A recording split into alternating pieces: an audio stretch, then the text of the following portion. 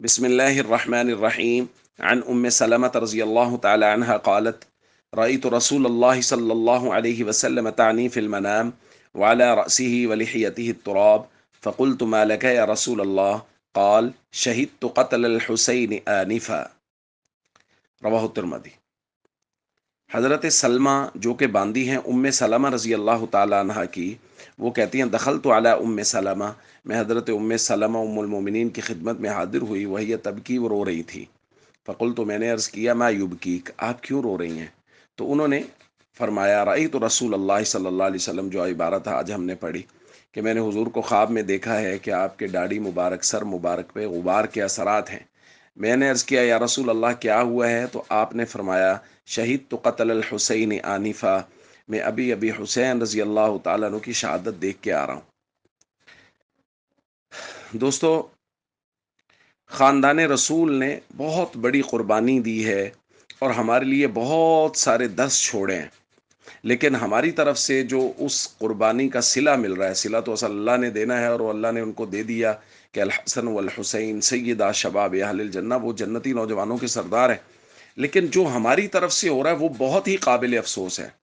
کہ یہاں ہم لوگوں نے چند دن مقرر کر لیے ہیں کہ یہ محرم کے 10 دن ہیں، بس ان 10 دنوں میں ان کے تذکرے کیے جائیں گے، جو ہم سے کوئی خراج تحسین پیش کرنے کی کوشش ہے وہ کریں گے، کچھ لوگ ڈرامے بازی کریں گے اور مرثیے لگا کے اور نوحے نظمیں ترانے لگا کے، اور 10 دنوں کے بعد ہر کوئی اپنی اپنی زندگی میں مست ہو جائے گا، کسی کو ان کے پیغام کی، کسی کو ان کی زندگی کی کوئی پرواہ نہیں رہے گی۔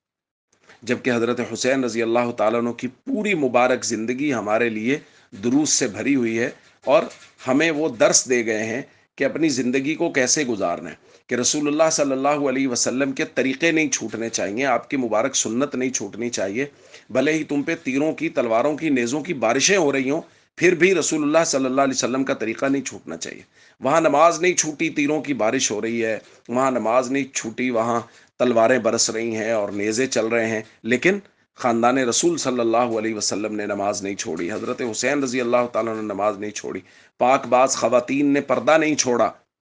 اور یہ امت کے لوگ یہ نمازیں چھوڑ کے، امن کی حالت میں ہوتے ہوئے نمازیں چھوڑ کے، خواتین پردے چھوڑ کے اپنے آپ کو حسینی کہہ رہی ہیں، اور حسینی کہنے کا ہم سب دم بھر رہے ہیں کہ ہم حضرت حسین رضی اللہ تعالیٰ عنہ کے بہت چاہنے والے ہیں۔ تو بھائی، سب سے بنیادی بات ہے کہ مجھے اپنے عمل پہ غور کرنا ہے کہ میرا عمل حسینی ہے تو ہے یا نہیں۔ اس قدر مشکل حالات میں ان کی نماز نہ جائے اور ہم پرامن حالات میں بھی نمازیں چھوڑ دیں اور پھر بھی ہم حسینی، ہماری زندگی، ہمارا چہرہ، ہماری گفتگو حضرت حسین رضی اللہ تعالیٰ عنہ سے ملتی جلتی نہ، اور ہم پھر بھی حسینی۔ خواتین پردے چھوڑ کے بیٹھی ہیں اور وہ پاک باز خواتین کے ساتھ اپنی نسبت کر رہی ہیں کہ ہم حسینی ہیں۔